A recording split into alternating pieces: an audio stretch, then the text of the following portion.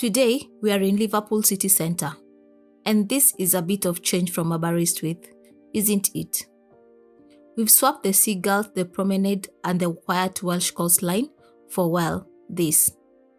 A proper city, busy, loud, full of life. You can hear it straight away.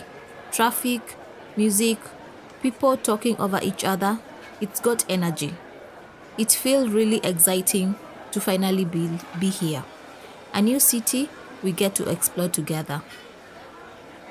We've got a few minutes to wander, explore, and chat with you. So let's see what Liverpool has to offer.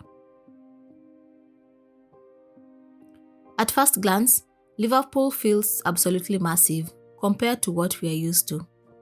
Back home, if you want to go shopping, you've basically got the high street, a couple of supermarkets, maybe a charity shop or two. Here, you've got every shop under the sun, and about 10 coffee shops per square meter. It's funny.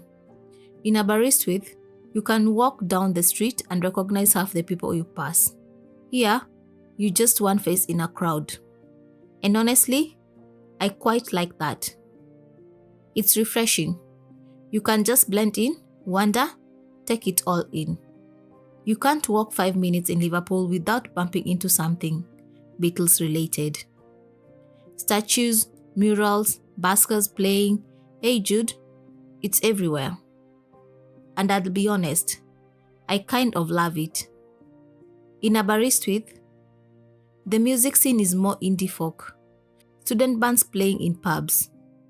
Here, it feels like the whole city is built on music. You can feel it in the atmosphere. It's not just music either. You've got the Maritime Museum here, the International Slavery Museum, Tate Liverpool. Honestly, you could spend an entire day just in this one area. Back in Aberystwyth, we've got the National Library of Wales, which is incredible. But Liverpool has this whole cluster of culture in one spot. It's like the city is saying, this is who we are. Come and have a look. We arrived here last evening, traveling entirely by train. The journey began with a straightforward Transport for Wales service from Aberystwyth to Shrewsbury, where we changed for our second train, heading onward to Chester. From Chester, we completed the final leg of the journey by tram, which brought us directly into Liverpool Central. Altogether, the trip takes roughly 3 hours and 45 minutes. There is an alternative route that runs from Aberystwyth to Shrewsbury, then on to Wolverhampton, before finishing at Liverpool Lime Street. However, this option was slightly longer, particularly when considering the location where we were staying overnight. The route we chose also felt far less stressful, as the trains were well equipped with clear announcements and smart information screens, which constantly display our current location as well as the next station you are approaching, making the journey easy to follow from start to finish. One thing we've really noticed about Liverpool is how friendly people are. Proper warm, proper chatty. It's different from Wales, but the spirit feels similar. In Aberystwyth, people stop and talk to you because they know you or know your family. Here, people talk to you because they just want to. And that's really nice. We have counted up to 5 different people who have offered to help us take photos as a family. The weather today is on the chilly side, with a heavy grey sky hanging overhead and a brisk wind cutting through the streets. Conditions that feel fairly typical across much of the UK at the moment. Almost everyone is wrapped up in sweaters, jackets, or often both at once, doing their best to stay warm as they move through the city. Despite the cold, the streets themselves are impressively clean, something that immediately stands out and is one of the aspects of Liverpool I find most admirable. What really catches the eye is the city's architecture, which is an engaging blend of modern and traditional styles.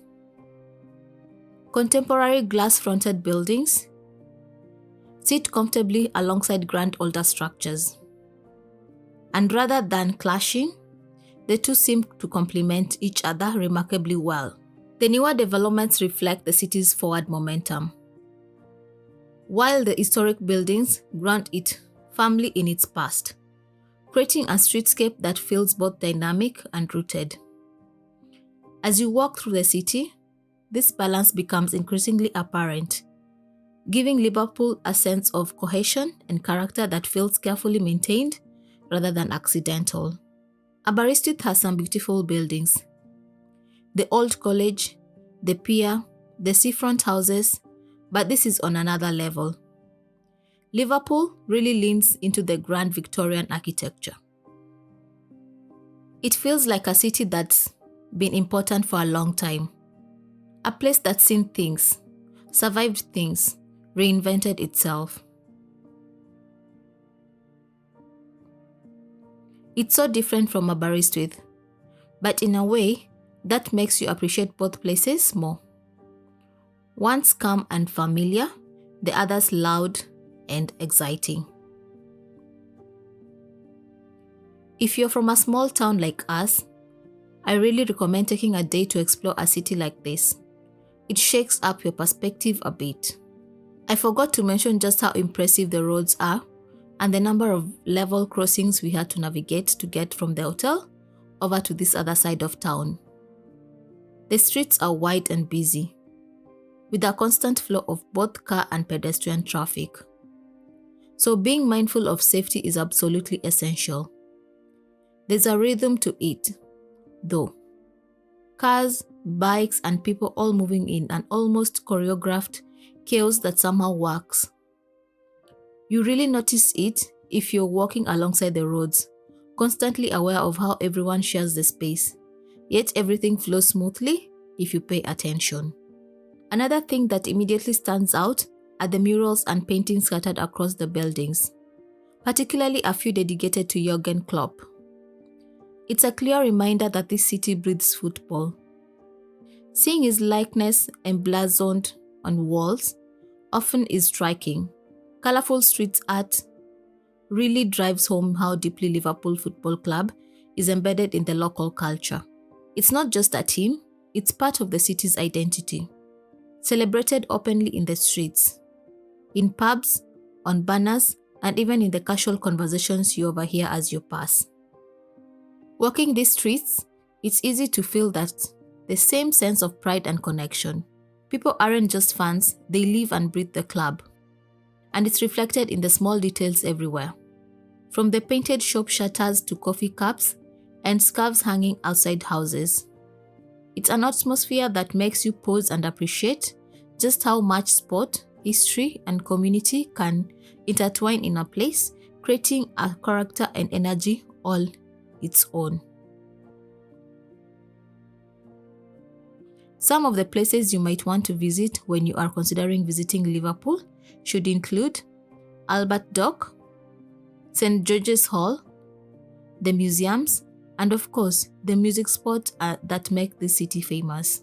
Starting with the Albert Dock, it's impossible not to notice the historic warehouses stretching along the waterfront. Today, they are home to cafes, shops, and a collection of museums, including the Merseyside Maritime Museum, which dives into the city's long history as a major port. Walking along the dock, you can almost hear the echoes of ships that once defined Liverpool's economy and culture.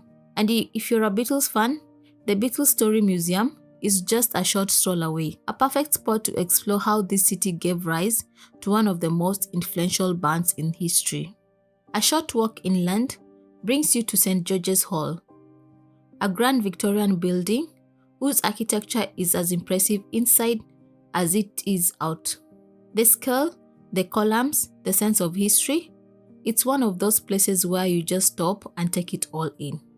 Nearby, the Royal Liver Building and the other three graces define Liverpool's iconic skyline along the waterfront, offering photo opportunities that are almost mandatory for first-time visitors. For art lovers, Tate Liverpool and the Walker Art Gallery provide contrasting experiences. from cutting-edge contemporary works to classical masterpieces, all within easy walking distance. The International Slavery Museum is another essential stop, offering a sobering yet deeply important insight into the city's historical role in global trade and the lives it affected. And then, of course, there's the music. Liverpool is alive with sound. Street performers, buskers, and murals celebrating the city's musical legends are everywhere you turn. The Cavern Club, still thriving today, offers live music and a direct connection to the Beatles' early days, giving a sense of how music pulses through the city streets and culture. Finally, if you've ever need a pause from the city's bustle, Sefton Park offers open green spaces and the Palm House, a serene spot to sit, reflect, and watch the world go by. Even Chavez Park, near the waterfront, provides a little greenery among all the historic architecture and busy street. Each of these places tells a story about Liverpool, its history, its people, its creativity, and together they give you a sense of why the city is so vibrant, so alive, and so worth exploring.